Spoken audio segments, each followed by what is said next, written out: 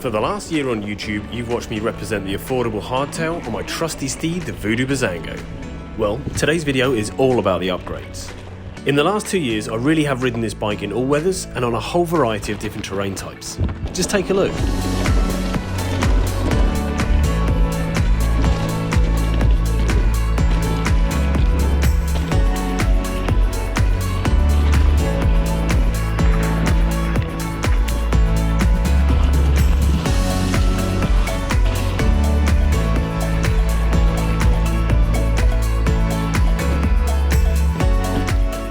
With its large 29-inch wheels, butted aluminium frame and decent spec for the price point, it's easy to see why so many of you have also chosen the same bike. So as you can imagine, some of the most frequently asked questions I get on the channel are about my Voodoo Bizango and what upgrades I've made. So in this video, I plan to take you through some of the things that I've changed on the bike and why. I'll put as many links and specifications as I can down in the description, so be sure to check that out a bit later on. When discussing upgrades, it's important to note that on any bike, you can pretty much upgrade any component.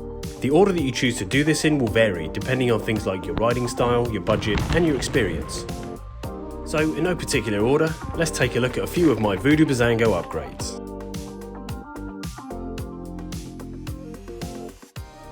This first one is one that I've mentioned on the channel before a few times. Without a doubt, the first thing you should upgrade, and definitely the one that will make the biggest improvement to your riding, is a dropper seat post. If you've never ridden with a dropper post before, you really won't understand how revolutionary this upgrade actually is. And yes, it is the most expensive thing on the list today, but it will arguably make the biggest difference to your riding. This is my Brand X Ascend 120mm internal dropper seat post. Adding a dropper post to your bike will allow you to change the height of your seat at the touch of a button. This means you can get it out of the way when going downhill and raise it back up for climbing.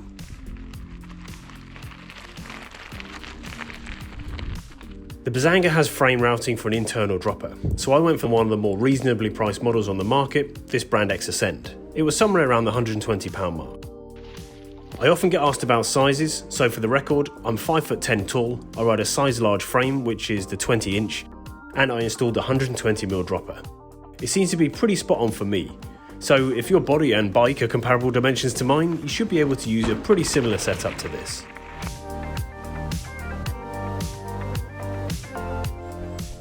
Upgrading any bike, it's important to consider the contact points. By this, I mean between your body and the bike, and between your bike and the ground. The pedals are one of these really important contact points between you and the bike. The better the contact, the better the control. Changing your pedals is another upgrade that can have a noticeable effect on your riding capabilities. I upgraded with a set of composite nuke-proof pedals that cost me around £35. You can spend the absolute earth on pedals, and different mountain bikers will swear by different types of models, but these pedals work great. Similar composite pedals like the Raceface Chester or things like the Crank Brothers S1 are all low cost and extremely reliable examples. Branded pedals like this have decent enough bearings, good grip, and certainly won't cost you the earth. Combine these with a decent set of mountain bike shoes and you're set.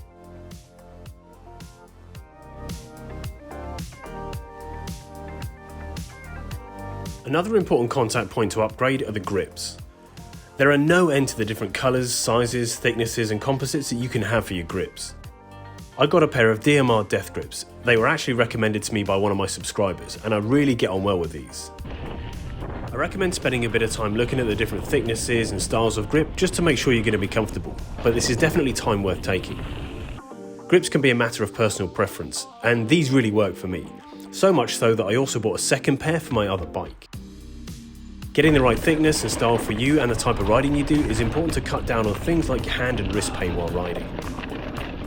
Super easy to install, and another cheap upgrade, there really is no excuse for having poor grips on any mountain bike.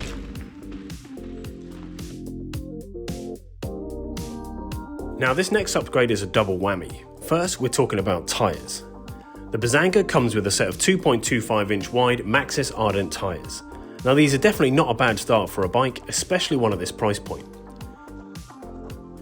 Depending on what you use your Bizango for, cross-country for example, many riders won't even think about spending money on new tyres. But I take mine down some pretty interesting terrain, so I recommend something with a bit more bite. My ideal tyre setup at the moment is a Maxxis Minion DHR2 and DHF.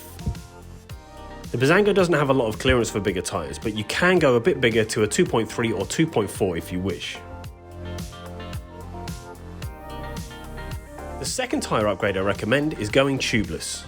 Tubeless tyres give you peace of mind and allow you to run lower tyre pressures. Converting to tubeless can help you reduce the risk of punctures and improve your ride quality. Nowadays, tubeless kits come relatively cheap and are really easy to source. However, I took the easy route with mine. Whilst my bike was in the shop having a service, I asked them to convert the tyres over to tubeless. Job done. Often one of the most undervalued parts of your bike are the handlebars. Because of the way I like to ride, I've upgraded mine. These are the Brand X Rise bars. They have a width of 740mm and a 25mm rise. They are wider and have a bigger rise than the standard Bizango bars. This upgrade is more of a personal preference based on my riding comfort. The flatter, narrower bars are more frequently seen on cross-country style bikes.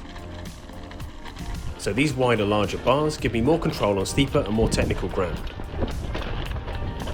Now, bars come in all different shapes and sizes, so it's working out what thing you like best for the riding that you do.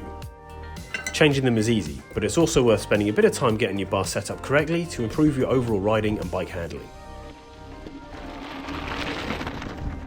Handling is especially important if you're looking to start tackling more advanced features like drops or jumps. Upgrading parts on your bike is important. Getting the right part to suit you can maximise your potential, meaning that it can help you perform better on the bike. However, upgrades are no substitute for practice and experience. Getting out and riding your bike is the most important thing you can do to get better on it. For some of you looking to buy and install some of these products on your own bikes, I have a couple of videos on the channel that detail exactly that. There's a whole video dedicated to fitting a dropper seat post, and a couple of videos where I try and install items like new grips or even replace a bottom bracket. As I said at the start of the video, I've put as much detail in the description as I can about all the parts and sizes of everything I've shown today, so go and check that out. So that concludes our first instalment of my Voodoo Bizango upgrades. As some of you know, I've also made a few tweaks to the cranks and the bottom bracket, and I've recently been discussing different fork options for the bike. But we'll have to save those upgrades until next time, as work in those areas is still ongoing at the moment. As a final note, I'd love to hear about all the upgrades and improvements that you guys have been doing, so feel free to leave all the details in the comments. But until then, thanks for watching, and I'll see you next time.